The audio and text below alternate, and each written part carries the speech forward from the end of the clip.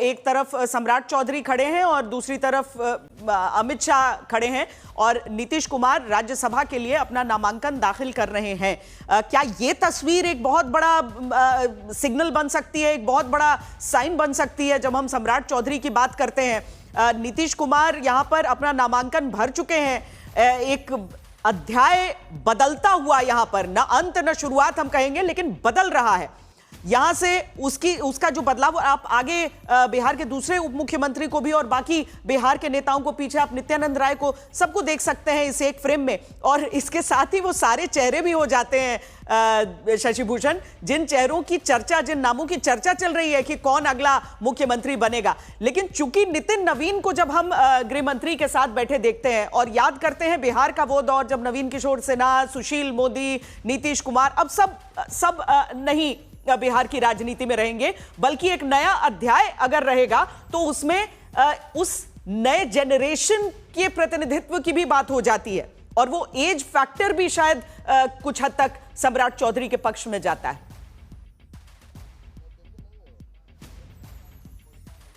बिल्कुल जाता है। और देखिए, सम्राट चौधरी ने अपनी जो राजनीति है डिप्टी सीएम के तौर पे नीतीश कुमार के, उन्होंने किस तरह से डेवलप की। पार्टी के एक प्रदेश अध्यक्ष के तौर पे सम्राट चौधरी नीतीश कुमार के खिलाफ जब थे, तो जब नीतीश कुमार बीजेपी के साथ नहीं थे तो वो बहुत एग्रेसिव थे, बार बार हिट करते थे, मुरेठा उन्होंने बांध लिया था। लेकिन जब पार्टी ने कहा कि नीतीश कुमार के साथ आपको चलना है, उनके फॉलोअर के तौर पे, उनके डेप्यूटी के तौर पे साइन किया, सरकार बदली, गठबंधन बदला, तो उन्होंने उस भूमिका को निभाया। और देखिए, जो मेरे पास जानकारी है इसमें था, इसी मुख्यमंत्री आवास में जब नीतीश कुमार मुख्यमंत्री बने 2024 में जनवरी में, तो बाद में नीतीश कुमार को किसी कार्यक्रम में निकलना होता था, वो 10 बजे तक यहाँ वेट करते थे सम्राट चौधरी का कि सम्राट चौधरी आ जाए तो साथ में लेकर के जाएं। हमने कई मौकों पे देखा है सम्राट चौधरी नीतीश कुमार के साथ साये की तरह खड़े रहे हैं। विजय सिन्हा ने भी बहुत अपने डिपार्टमेंट में अच्छा काम किया है। शशि भूषण, अब साथ में वो वीडियो भी आ गया है, नामांकन जब दाखिल कर रहे थे नीतीश कुमार, उस समय का वीडियो भी आ गया है। बिहार विधानसभा की ये तस्वीर हम आपको दिखा रहे हैं और यहाँ पर नीतीश राज्यसभा की ओर अपना, और उससे पहले नितिन नवीन जो अपना, उन्होंने भी अपना नामांकन दाखिल किया है आज राज्यसभा के लिए। साथ में नीतीश कुमार ने बीचों बीच बैठे हैं गृह मंत्री अमित शाह, एक तरफ नितिन नवीन, दूसरी तरफ नीतीश कुमार, साथ में बिहार के दोनों उप मुख्यमंत्री आपको दिख सकते हैं, विजय सिन्हा हैं, सम्राट चौधरी हैं और ये रामनाथ ठाकुर हैं जिन्हें आप देख सकते हैं। चूंकि बिहार की तरफ से जो नामांकन राज्यसभा के लिए आज दाखिल किए गए हैं, तो उन सब के गृह मंत्री अमित शाह की मौजूदगी में ही सबने अपना अपना नामांकन आज दाखिल किया है। आज ही आखिरी दिन था और ये प्रक्रिया आज पूरी हो गई है। लेकिन दो नाम, उपेंद्र कुशवाहा को भी आप देख सकते हैं यहाँ पर। उपेंद्र कुशवाहा ने भी राज्यसभा के लिए अपना नामांकन दाखिल किया है। पिछले लोकसभा जो 2024 में चुनाव हुए, काराकट से अपना चुनाव वो हार गए थे और पर उसके बाद ये गठबंधन बना रहा। गठबंधन उनकी पार्टी का भारतीय जनता पार्टी के साथ, एनडीए के साथ में बने रहे और अब उनको राज्यसभा के लिए उन्होंने अपना नामांकन दाखिल किया है। और ये नीतीश कुमार की तस्वीर, सबसे पहले नीतीश कुमार की वो तस्वीर जो राज्यसभा में नामांकन दाखिल करते हुए आप उन्हें यहां पर देख सकते हैं। तो विधानसभा में प्रवेश करते ही जो पहला कार्यालय है वहां पर इसका ये नामांकन की प्रक्रिया होती है, वहां पर इन्होंने अपनी नामांकन की प्रक्रिया को पूरा किया है और उसके बाद अब अगले महत्वपूर्ण प्रश्न का मंथन इसी एक तस्वीर के साथ शुरू हो चुका है कि अगला कौन। बिहार की राजनीति में क्या निशांत कुमार प्रवेश करेंगे? अब नीतीश कुमार के वो बेटे जो अब तक दूर रहे हैं राजनीति से, क्या वो आएंगे? क्योंकि हिमांशु मिश्रा भी हमारे साथ जुड़ रहे हैं। हिमांशु, कल तक जो चीज ऐसा लग रहा था कि कहीं रात होते होते, सुबह होते होते बदल न जाए, आज आखिरकार वो हो गया। नीतीश कुमार ने राज्यसभा के लिए नामांकन अपना भर दिया है और बिहार में मुमकिन है पहला भारतीय जनता पार्टी का मुख्यमंत्री अब देखने के लिए मिलेगा। क्या बहुत स्मूथ रहा है ये? क्या ये मुश्किल रहा है? क्या नीतीश कुमार को मनाना पड़ा है या नीतीश कुमार वाकई खुद से चाहते थे कि राज्यसभा जाएं? 2020 में जब विधानसभा चुनाव के नतीजे आए थे और जेडीयू जो है 42 सीटों पे आई थी और भारतीय जनता पार्टी जो है वो 74 सीटों पे थी। तब नीतीश कुमार ने कहा था कि भारतीय जनता पार्टी का मुख्यमंत्री होना चाहिए। तब भारतीय जनता पार्टी ने उन्हें कहा था कि हम आपको सीएम प्रोजेक्ट करके जो है चुनावी मैदान में गए थे और अगर एनडीए को जीत मिली है तो उसमें आप का बड़ा श्रेय है, आपकी सीटें कम है लेकिन आप मुख्यमंत्री बनिए।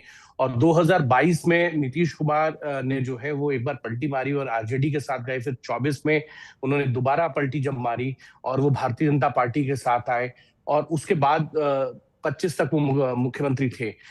25 के विधानसभा चुनाव में भारतीय जनता पार्टी को ये लगता था कि नीतीश को अगर मुख्यमंत्री उनके नेतृत्व में तो चुनाव में लड़ा जाए लेकिन उनको मुख्यमंत्री के तौर पे प्रोजेक्ट नहीं किया। लेकिन बीच चुनाव में जब स्थिति की गंभीरता को समझा तो भारतीय जनता पार्टी के तमाम नेताओं ने नीतीश कुमार को जो है मुख्यमंत्री पद का उम्मीदवार भी बताया और कहा कि चुनाव नतीजे जब आएंगे तो नीतीश कुमार ही मुख्यमंत्री बनेंगे। और आप देखिए नवंबर में चुनाव के नतीजे आते हैं और उसके बाद आज क्योंकि मार्च है और मार्च में नीतीश कुमार रिजाइन करके राज्यसभा आ रहे हैं तो एक तरीके से ग्रेसफुल एग्जिट जो है वो नीतीश कुमार को मिल रही है।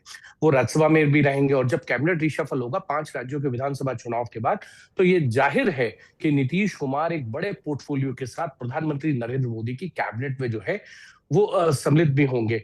और ये कैबिनेट रिशफल क्योंकि अब विधानसभा चुनाव के नतीजे आ जाएं उसके बाद होगा, यानी जून तक हो सकता है क्योंकि 10 जून को मोदी सरकार के जो तीसरा चरण है इसके 2 साल पूरे हो जाएंगे तो कैबिनेट में रिशफल होना भी स्वाभाविक है। और ये बात लंबे समय से चल रही है कि मोदी सरकार में कैबिनेट रिशफल कब होगा।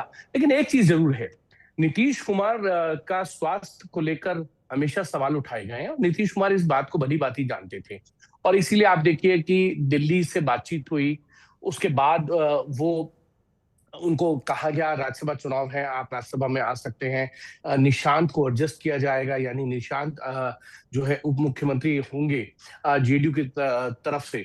ये इस तरीके के जो अब ये कह सकते हैं कि साइन जो है वो मिलने शुरू हो गए। दूसरी चीज, नीतीश कुमार को लेकर भारतीय जनता पार्टी के कुछ नेता ये चाहते थे 20 के चुनाव के बाद, जब 22 में वो आरजेडी के साथ जाके जब उन्होंने सरकार बनाई श्वेता, तब सम्राट चौधरी ने ही जो है वो मुलेठा बांध लिया था। उन्होंने कहा था कि नीतीश को जब तक मुख्यमंत्री के पद से नहीं हटा देंगे तब तक वो मुलेठा नहीं खोलेंगे। लेकिन 2024 में परिस्थितियां सब जानते हैं क्या हुआ और नीतीश कुमार आए और सम्राट चौधरी ने मुलेठा जो है वो अयोध्या जाके खोला। लेकिन ये राजनीति है और राजनीति में ये नहीं कहा जा सकता कि कोई आपने प्रण ले लिया और फिर वो उस तक, इससे ये भी साबित होता है सम्राट चौधरी को भी जो उन्होंने कसम ली थी उसको तोड़ना पड़ा, लेकिन फिर सम्राट चौधरी नीतीश के साथ खड़े नजर आए और वो मुख्यमंत्री बने 24 में भी 25 में भी। और अब ये माना जा रहा है क्योंकि वो कुशवा जाति से आते हैं तो कोरी और कुर्मी का जो एक गठजोड़ है, क्योंकि आप खुद बिहार से हैं, वहां लवकुश राजनीति के तौर पर नीतीश कुमार ने अपना ताना बाना बुना था, सामाजिक समीकरणों को साधा था, नॉन यादव ओबीसी को अपने साथ लाकर एक बड़ा चंग खड़ा किया। और भारतीय जनता पार्टी के साथ जब वो अलायंस में थे तो वो छोटे भाई थे 1995 में, लेकिन समय आता गया और आप देखिए फिर बड़े भाई हो गए, फिर एक बराबरी पे आए दोनों। 2019 के लोकसभा चुनाव में दोनों ने 17 सीटें लड़ी। फिर अगर आप देखेंगे तो 20 के विधानसभा चुनाव में भारतीय जनता पार्टी और लेकिन वाकई जितने भी राजनीति के जानकार रहे हैं, अगर मान लीजिए एक ही साल पहले हिमांशु कोई कह रहा होता कि ऐसी तस्वीर एक साल बाद देखने के लिए मिलेगी, किसी ने सोचा नहीं हो, कोई यकीन ही नहीं करता कि ऐसा हो सकता है। भारतीय जनता पार्टी और जेडीयू के लोग भी कहते थे वाकई